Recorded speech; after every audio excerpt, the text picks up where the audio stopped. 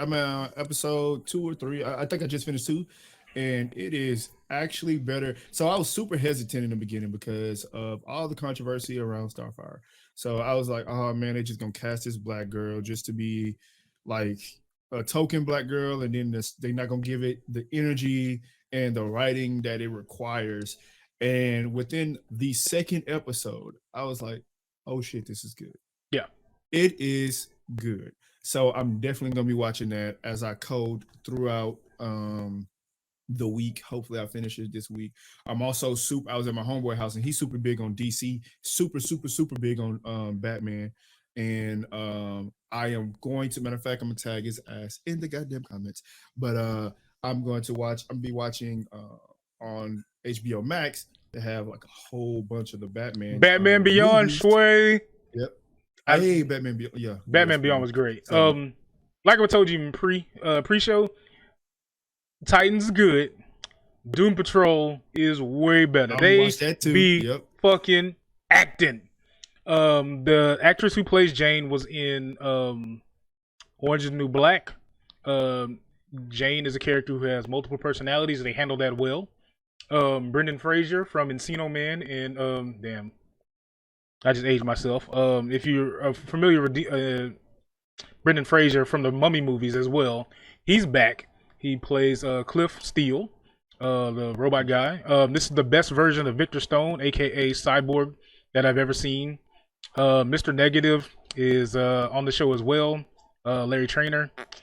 He's okay. He's okay.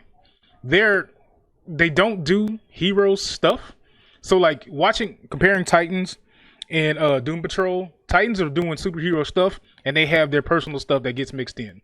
Doom Patrol is the exact opposite. They are victims of their circumstances and they're trying to get, I wouldn't say a better life, but they both shows tackle the other stuff.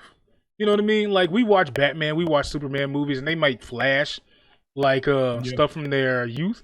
But when there's a point in Titans where you see the best version, I believe, of Batman and Robin's relationship,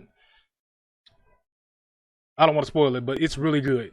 You know, that's one thing I did say I liked about Titans is it shows it's more of a down to earth, not like cartoony. Everything is all glitz and glamour, right? Like type of direction with relationships and stuff like that.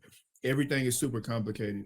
Everything is not as black and white as everything seems to be, right? Right. So that's one thing I like about like a lot of the Netflix rebrands. So like Sabrina is not the Sabrina that we know, the Sabrina Teenage Witch from in here, even though it's not super complicated on like relationships or whatever. Yeah. In a sense, they don't take the traditional, oh, we're gonna shy away from the devil type stuff, even though, you know, like some people didn't like it and all that kind of stuff.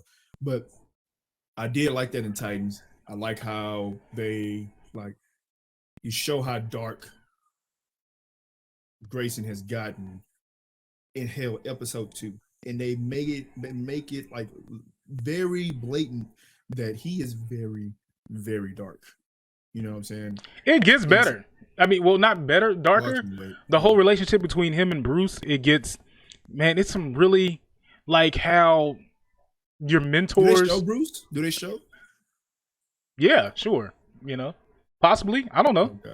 Oh, you just gotta keep watching. The whole Superman before they show Superman and Supergirl type thing. I don't know. You just gotta keep watching. Possibly they might. You know. Okay. You know, it is Titans though, but there's no Cyborg. I'll spoil that. He's in Doom Patrol. But like, yeah, it just shows like how what mentors are. Are they really mentors, or are they just reflecting their demons onto you? And that's clearly shown with Dick Grayson. He's gonna get on your nerves a lot, but everybody else's, the supporting cast around him is amazing. Both the Queen said Doom Patrol is so good, and they're not lying. But the one thing when you get into Doom Patrol, just know that each scene is gonna be some sad shit. Damn. They're gonna punch you in the feels, and they're gonna keep punching you in the feels until the credits roll. And you'll be like, oh shit, all right, well, I can do another episode. And then you know what they're gonna do? They're gonna punch you in the feels again. Yeah. But yeah, it's cool like how they're going with the non-superhero stuff because you get tired of that. Me, yeah. We both look perfect. Let me solve your problem. You right. Unperfect being. Yeah. I'm tired of seeing Bruce Wayne's parents die. How many times can we already know? How many times can Thomas and Martha Wayne die outside of that opera house with the pearls falling and they get shot? Oh my God! No, right? Them damn pearls. You know, how many times can Uncle Ben die in Spider-Man? I'm tired of that too. Spider-Verse did a really well job of that. But I really like the way they're going with superhero shows. I hope they don't stop because that's really good. I know Marvel movies are what they were. Big pieces of things. If you haven't started WandaVision is great. I haven't. I was kind of scared about that one. It seems it has you looking left and then it punches you from the right. Okay. You know, okay. I don't know if you've read House of M, I feel like it's building to that and just trauma. And that's like good. All these shows now, the psycho therapeutic side of the superheroes with the trauma that has caused them, that's what I'm digging. You know, because you can't do all this saving and like in Robin's case, you know, you can't do all this stuff and not work on your own stuff. You're saving everybody, but you're not helping yourself without experiencing something. And what driving you to keep doing this? Is it anger? Is it just like at one point it is goodwill, but then at one point you're just exercising your demons out on bad people. You know what I mean? Yes. Yeah. Not quite The Boys level of insanity, but The Boys is good too because it shows what what I really feel like that would be what would happen. Corporatization of superheroes, that would totally happen. You know. Facts. You know, Homelander, I could definitely see a Homelander here doing crazy shit, or just, you know, we creating a monster to have a reason to go fight stuff. I don't know. HBO Max has been my go-to for shows. The Snyder Cut of Justice League is coming up. 4-hour movies. I don't know. That's where I'm gonna put a hat in there. I don't know. Maybe I'll watch it in chunks, but I don't know. I mean, like, they beg for it. Hopefully it turns out good. But yes, I hope it is. What else you got, man? Anything you're excited for video game wise coming out? No finishing. You know, I mean, Apex is always on top, even though they about to nerf my guy. They're gonna nerf Caustic. Yeah, I'm so pissed. Oh my God, they keep talking about nerfing him, bro. I'm so pissed. What do you think they're gonna do to him? Ryan and they've been nerfing him for a while. So what they say the problem is with him is that he's too strong late game. I'm like, okay, but early game he has no mobility. He really is like you can work and play around all of his abilities. Right. What do you want, right? So unless you're gonna strengthen his early game and then reduce some of that in his late game, then what are we talking about? You just gonna reduce his late game, then he's not gonna be viable at all. Right. Like, what are y'all talking about? And so I feel like that's the point of, like, it's same thing like Marvel vs. Capcom and any team-based game. You know, you have your point person, your mid-point person, and your anchor. And I feel like he's a good anchor later on in the game when you need that strategic, you know, point. You know, like him.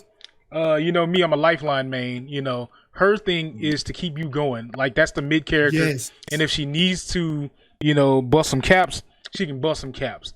Then you have like your fast people like a Bloodhound or an Octane. Assassins, basically. Right. Yeah. You know, they go out there and get the kills, and everybody else is you know, but that if that's the case in like late game, then what's the point then? You know what I mean? Like, if it's strategic in late game, then keep it like that. Representate strategery, you know. Travis Shamocracy, you know what I mean? Like, just fucking making up words today. But yeah, if that's part of I feel like they're gonna nerf him, and then they're gonna buff him a couple weeks later, because you can't, outside of gunplay, you know, why make then? Okay, that's cool. Then why make all of these people unique? You know what I mean? If you're going to nerf characters' abilities like that, then you might as well be Fortnite. You know, because outside of gunplay in Fortnite, there's nothing else outside of what you're doing. What sets Apex apart is the fact that each champion has something different about them. You know, same thing with Paladins to Overwatch. You know, both games have something different for late game strategy or mid game strategies, early game strategies. You can't swing the nerf hammer so hard that it messes with the whole meta of the game. You know, but like I said, you know, it's a work in progress, so they'll probably swing back and forth with that. And yeah, I'm telling you, man, they're gonna nerf him and they're going to buff him later. I can see that. I definitely can see that. So tonight, our co-stream is going to take place whenever, in a matter of minutes. We're gonna play some Apex. Anything else before we get out of here today? If y'all are in Texas and y'all have renter's insurance, I will call your renter's insurance and see if they cover power outages or lost food costs due to power outages, stuff like that. We were able to get $500 from our insurance because the power went out and we lost food in the freezer and in the refrigerator. So it was like literally no questions asked. Submitted the claim. My wife found out. She saw this article. What the be? We have USA. Saw this article. She put it out there. And no questions asked, boom, they sent it. So I would say check that out. See if you have anything, any reprieve, any help right now is greatly appreciated. So I'm just putting it out there in the atmosphere. So yeah, and if you check us out on our socials, we're gonna put some stuff on Facebook where you can go for assistance. You know, we're on Facebook, we're on Twitter, we are on Instagram, so we'll put that information out. We'll actually, you know, I'm going to program the bots to put that stuff out for the next coming months.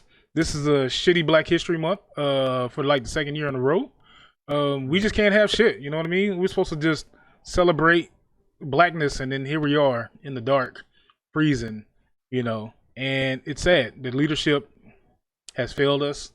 One thing I want to say before we get out of here is the best apology is change behavior, you know, and in the early 2000s, there was a big power outage in Dallas, which caused loss of life and, you know, money.